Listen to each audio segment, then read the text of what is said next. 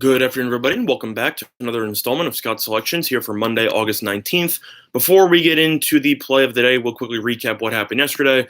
We did not have any plays of the day. However, in terms of our leans, I believe they were okay as a whole. The Saints ended up pushing as a -2 favorite in the preseason. A sharp money came in on them.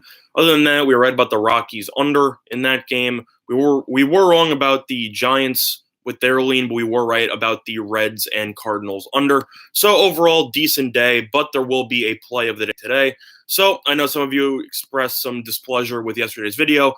I didn't like any of the cards, so based on that, I decided not to play anything. How's it going, Terry? Thanks for joining us. However, this in a very limited card once again, as the baseball matchups today aren't really anything to write home about. There is one preseason football game that I will be talking about as the play of the day.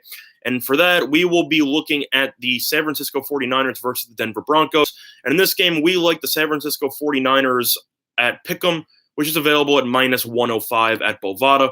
And a lot of money has come in on the 49ers in this game. Broncos opened up at -2. Now -2.5, I should say. They're all the way down to Pick'em or even +1 in some spots, but it is still Pick'em at Bovada. And for that reason, we'll be taking them as they have the best line available. Now, the main reasons why money has come in on the 49ers, and it is sharp money that I might add, is based on multiple factors. One, it's the fact that it will be one of the hottest temperatures for a preseason game in Denver Broncos history, as it will be roughly 93 degrees by kickoff. And I know some of you might be wondering, why does that matter? And the answer is that Denver's, is used to the cold climate. They have a decent amount of people from last year's roster who are used to cold weather games, where San Francisco trains all summer long in the weather of California. So I definitely think that San Francisco will be better equipped to handle the harsh weather conditions. Also, how's it going? Also, it is worth mentioning that Nick Fangio, the Broncos head coach, did already state that the Broncos starters will play a little bit longer than they had in the first two games.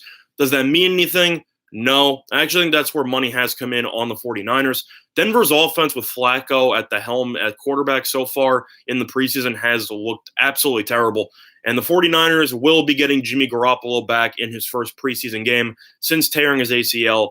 The extent to which he'll be back has remained undetermined by Coach Shanahan, but Shanahan has already announced that Garoppolo will play at least one series, potentially more. So you will be seeing a quarterback rotation of Garoppolo starting for probably a series or two, followed by either Mullins or Beathard, and then potentially Wilton Spieth at the end. But I don't know how often Spieth will play. But overall, you still have three quarterbacks who have experience starting in the NFL, which was a big reason why we like the 49ers winning week one against the Dallas Cowboys. Meanwhile, the Broncos, the three quarterbacks or the four quarterbacks that they have on the roster, you have Flacco, you have Hogan, you have Locke, and you also have Ripien. It is worth mentioning that Ripien, who I think is the worst quarterback out of the bunch by a wide margin, did not play in the second preseason game.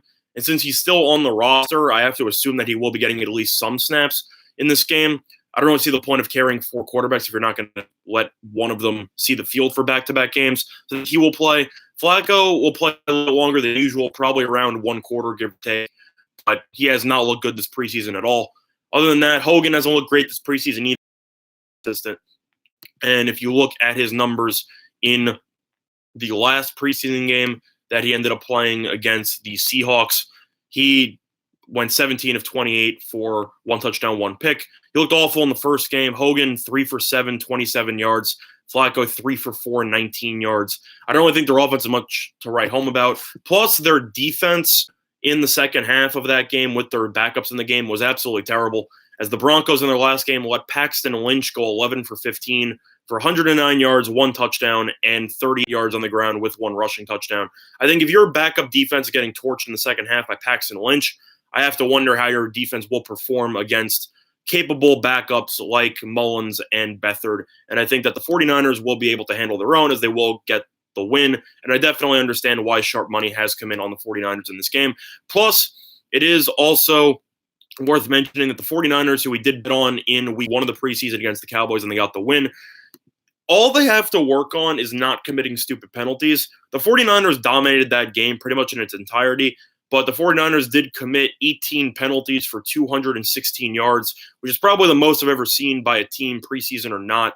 So if the 49ers can get that under control, and I'm sure Coach Shanahan focused on that during the week as he tried to make sure that they were limiting all their stupid mistakes. If the 49ers play a sharper game, which is what I anticipate, then I simply think that they should be able to get the job done. And I think the Broncos in the 2 preseason games they've had already this season have definitely looked underwhelming, to say the least. So for that reason, the play of the day will be on the San Francisco 49ers pick'em, which is available at -105 at Bovada, and that will be the play of the day. Now, in terms of the MLB card, some brief leans here. A lean to the over in the Brewers and Cardinals game. Brewers have been pitching terribly the last couple of days, gave up double-digit runs in each of their last 2 games, and they also had both of those games against the Nationals total at least 20-something runs. Hudson has been pretty solid at home this season, but his ERA against the Brewers is over 10, and Davies is making his first start since coming off the IL, so I wouldn't be surprised to see him struggle a little bit. Plus, the Brewers' bullpen has been terrible over the last couple of weeks, and I think that you should see this game get over the 9.5. So lean to the over on the Brewers and Cardinals over 9.5. Other than that, where else would I lean? Other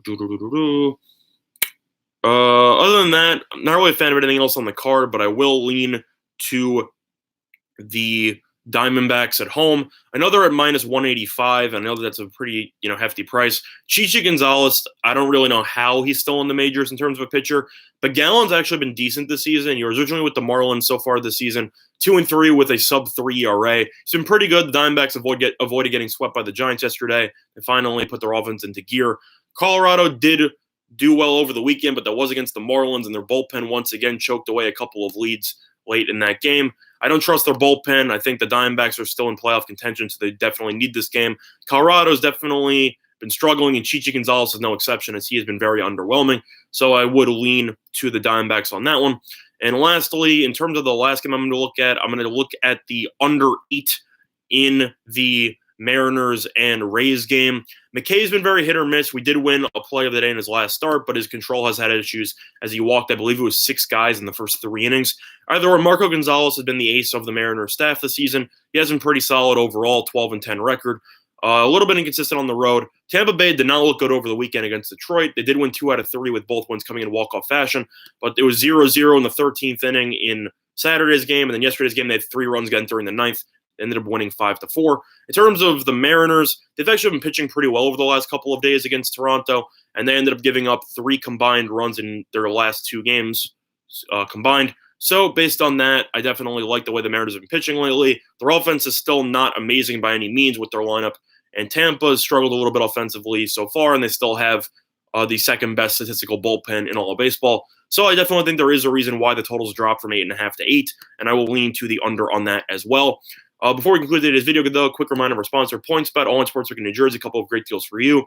Up to 2 risk-free bets up to $1,000. If you end up betting on any sports and you lose, you simply get your money back. But the play of the day will be on the San Francisco 49ers, which is available at Pick'em at -105 at Bovada, and that is the play of the day. Other than that, though, that's going to do over this installment of Scott Selections here for Monday, August 19th. And good luck to all of you and your respective bets today. Bye, everyone.